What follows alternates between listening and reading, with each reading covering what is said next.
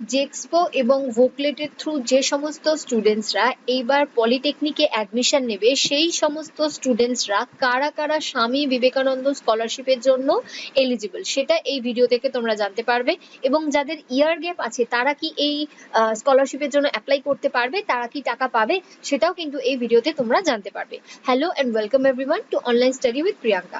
প্রথমেই বলবো, যে সমস্ত স্টুডেন্টসরা জেক্সপোর ভর্তি হচ্ছ, জেক্সপোর থ্রু ডিপ্লোমাতে ভর্তি হচ্ছ, সেই সমস্ত স্টুডেন্টসরা যদি এই বছর অর্থাৎ 2022-এ মাধ্যমিক দিয়ে থাকো এবং তোমাদের টোটাল পার্সেন্টেজ যদি 60% হয় তাহলে তোমরা অ্যাপ্লাই করতে পারবে।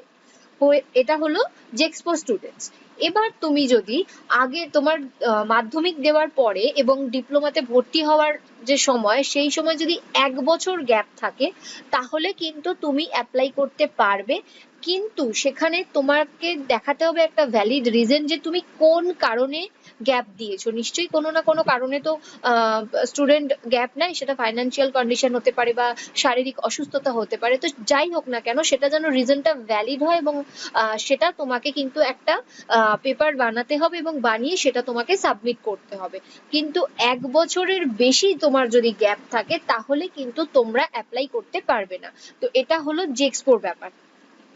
তোমাকে মাধ্যমিকে 60% নাম্বার পেতে হবে, তোমাকে 2022-এ পাস আউট হতে হবে, এবং তুমি যদি 2021-এর মাধ্যমিক পাস করো তাহলে 1 ইয়ার যে গ্যাপ দিয়েছো সেটা কেন, সলিড তোমাকে একটা রিজন দিয়ে পেপার শো করতে হবে। এটা হলো জেক্সপো স্টুডেন্টস। এবার হচ্ছে ভোকলেট স্টুডেন্ট।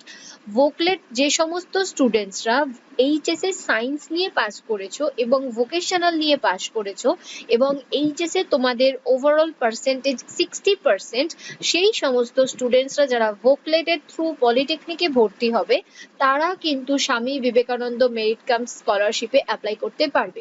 এবার এখানে একটা ছাত্র তুমি জিজ্ঞেস করেছিলে কমেন্ট সেকশনে, আমি দেখেছি সেটা কোয়েশ্চেন তোমার ছিল যে তুমি ভোকলেটে ভর্তি হবে, তুমি জেক্সপোতে ভর্তি হবে, তো তোমার কি তুমি এইচএস এর নাম্বারটা দিয়ে কি তুমি এটাতে অ্যাপ্লাই করতে পারবে?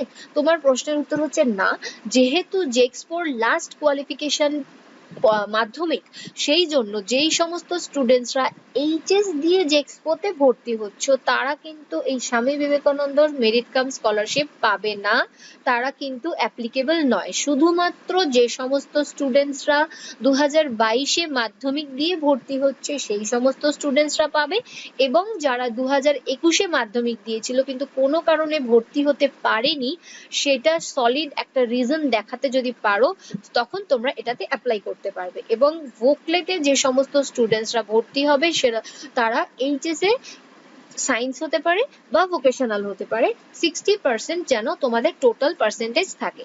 এবার হচ্ছে যে সমস্ত স্টুডেন্টসরা আইটিআই দিয়ে ভোকলেটে ভর্তি হবে তারা কি পাবে? না, সেই সমস্ত স্টুডেন্টসরা কিন্তু এই স্কলারশিপের আওতায় আসতে পারবে না। এবার হচ্ছে তোমাদের কত টাকা দেওয়া হয়। এবার আশা করছি তোমরা বুঝতে পেরে গেছো, তোমাদের মনে আর কোনো রকম কোনো প্রশ্ন নেই যে কারা পাবে আর কারা পাবে না। এবার হচ্ছে তোমাদের কত টাকা দেওয়া হয়। তোমাদের কিন্তু প্রত্যেক বছরে একটা অ্যামাউন্ট দিয়ে দেওয়া হয়, তোমাদের প্রত্যেক মাসে 1,500 টাকা করে দেওয়া হয়। যে সমস্ত স্টুডেন্টসরা ডিপ্লোমা করবে তাদের কিন্তু 1,500 টাকা করে প্রত্যেক মাসে, অর্থাৎ বছরে তোমরা 18,000 টাকা পাবে। এবং এটার জন্য দুটোই ক্রাইটেরিয়া লাগে, এক হচ্ছে তোমার নাম্বার টোটাল পার্সেন্টেজ যেন 60% হয়, আর একটা হচ্ছে তোমার ফ্যামিলির ইনকাম মানে বছরে যেন 2.5 লাখ টাকার বেশি না হয়। তো এই হলো দুটো, এবং তোমাকে ওয়েস্ট বেঙ্গলের বাসিন্দা হতে হবে।